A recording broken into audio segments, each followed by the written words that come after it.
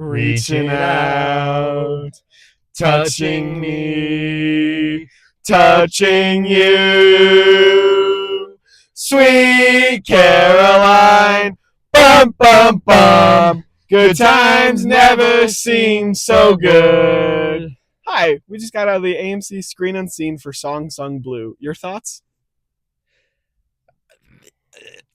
I don't know exactly what to say. There is some very good highs. I had a lot of fun in some parts of the movie, and then there were some times where it just felt off.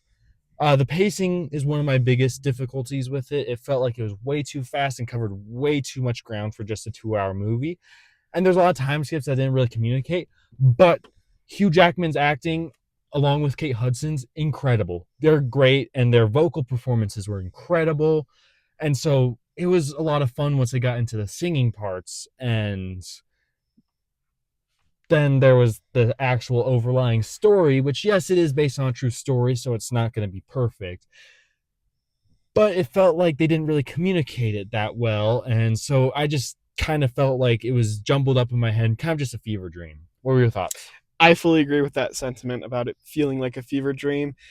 It felt, and I agree with your thoughts on the pacing as well, it felt like it didn't really know entirely what it wanted to depict, so it kind of just did everything.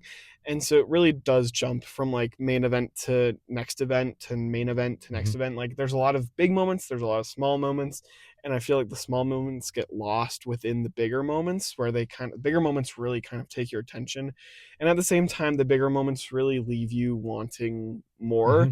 And then you're kind of left with just these smaller half-baked moments.